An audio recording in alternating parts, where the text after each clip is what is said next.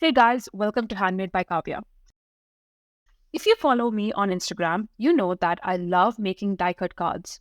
I've been playing with a lot of 3D floral dies, and I get a lot of questions about how I make my flowers look realistic. So I thought I would create a quick video on some of the techniques I use to add depth to my die cut flowers. Today, we will be using the layered sunflower dies from Tailored Expressions. This die set is simple, easy to use, and perfect for creating bright floral cards. So here's my first tip. Pick different shades of cardstock for each layer of the flower. For the sunflowers, I actually went through my stash and picked all the shades of yellow which I thought would be perfect for the flowers. While picking your cardstock, pick darker colors for the layers at the bottom and lighter colors for the layers on the top. For today's project, I will be using pineapple cardstock for the bottom layer of the flower and potato chip for the top layer. For the floral center, I will be using cinnamon cardstock, and I'll also be using Granny Smith and Peapod cardstock for the leaves. All of these cardstock colors can be found at Tailored Expressions. Now, go ahead and die cut all the parts of the flower. Here's my second tip. Always ink blend your layers. For this, I will be using these detailed blending brushes from Tailored Expressions. These brushes have super tiny heads that give you a lot more control and are perfect for ink blending die cuts. Now I'm going to go ahead and pick two shades of ink for each color of the cardstock. I usually go with the coordinating color and a shade darker or just two shades darker. For this project, I decided to use two shades darker since most of my inks have actually dried up and these are the ones that are available right now. I actually have to re-ink them, but I'm just so lazy and I feel like everybody would actually understand my situation right now. So there aren't any rules to card making. So if you don't actually have the color that I'm using today, go ahead, go through your stash and find something that you think is closer to what I'm using. So we're going to start adding depth to the top layer of the sunflower. To make it more realistic, I'm going to ink blend one half of the layer with pineapple dye ink, and to the other half of the layer, I'm going to add mango dye ink.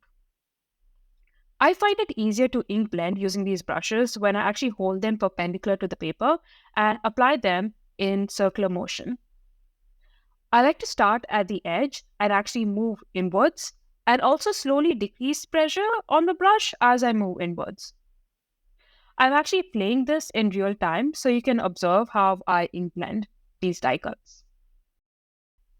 For the bottom layer, I'm going to ink blend the pineapple cardstock the same way, but actually use mango and honey dye inks. Now that we have actually ink blended all the layers, let's work with the centers. Now, for this particular die set, we actually have two parts for the center. I'm actually a bit lazy, so I just decided to die cut both the parts from the cinnamon cardstock. For the bottom layer, I'm going to just make it darker by using an alcohol marker.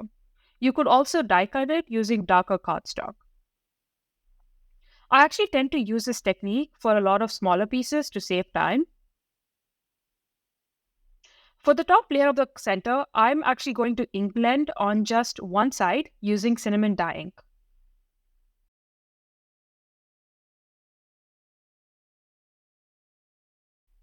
For the leaves, I decided to use two shades of green to introduce some variety because not all leaves look alike for a plant.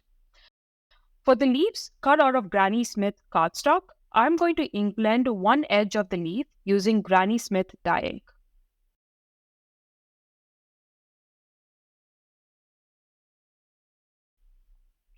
After that, I'm going to go over with a darker shade like Peapod over the same edge.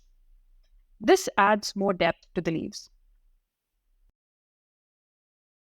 Now I'm going to do the same with these stems that I actually cut out of 1/8 inch strip dies and also use Peapod dye ink for ink blending. I actually cut out these stems using Granny Smith cardstock. For the leaves cut out of Peapod cardstock, I'm going to use Peapod and cilantro dye inks.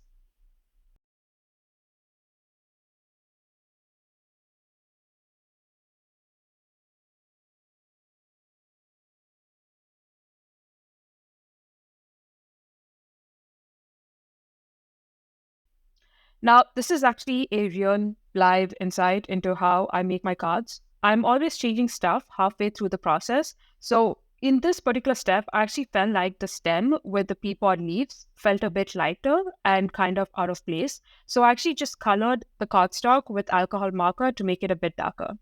As I've said before, I tend to do this a lot. Now, for backgrounds, I usually like to use contrasting colors.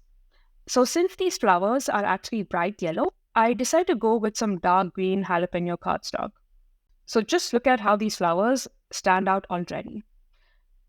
To make the background more dramatic, I'm going to emboss the cardstock out of Lot of Love's 3D embossing folder. To make the background more interesting, I'm going to ink blend an edge using a darker color dye ink. I decided to go with Tropical Punch.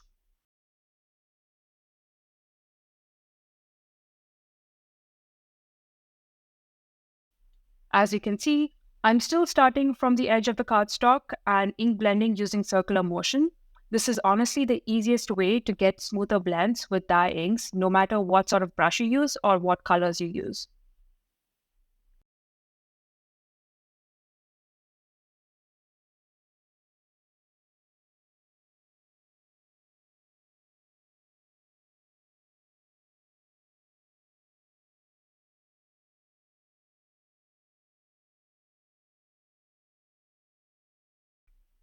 Once I'm done with Tropical Punch, I'm going to ink blend again with Oreo just to make the edge a bit more darker.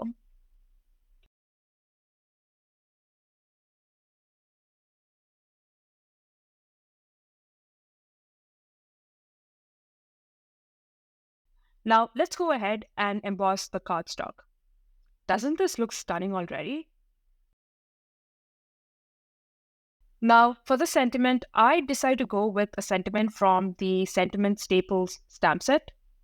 I will be using Oreo cardstock since I want to place a sentiment at the bottom of the card, and I think it would actually blend in quite well with the background.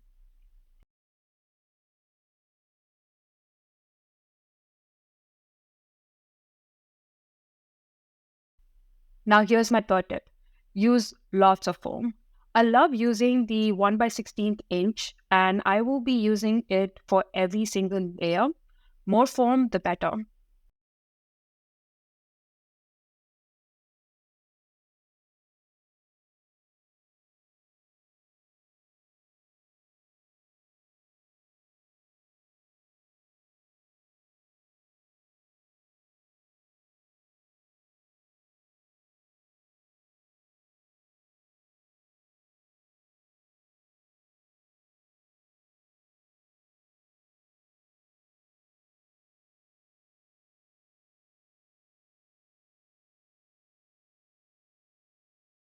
Once you have adhered all these pieces, let's go ahead and add some details using a white gel pen. I definitely think that white gel pen details make a huge difference to any project that you're working on. And I actually have a quick guide on my Instagram on how to add white gel pen details. So I'm going to link that in my description if you actually want to learn more. I also get a lot of questions about the gel pen that I use. I'm actually experimenting right now with a white acrylic marker that I got from Walmart. I love how bright and opaque the details look, but in the past, I've actually had some markers dry within a couple of weeks. So I want to give this pen a few more weeks and see if it's actually worth recommending. For now, you can use a Sakura Jelly Roll Pen. I don't really like it as much as this one that I'm using, but it's the next best option. For the floral centers, I will be adding a mix of smaller and bigger dots. This actually makes it a bit more realistic. Finally, I will be adding some more details using an alcohol marker for the leaves. To make your card look a bit more shimmery, I'm going to use the Unicorn Mist from Tailored Expressions. I'm going to spray this on my glass surface and splatter using a paintbrush.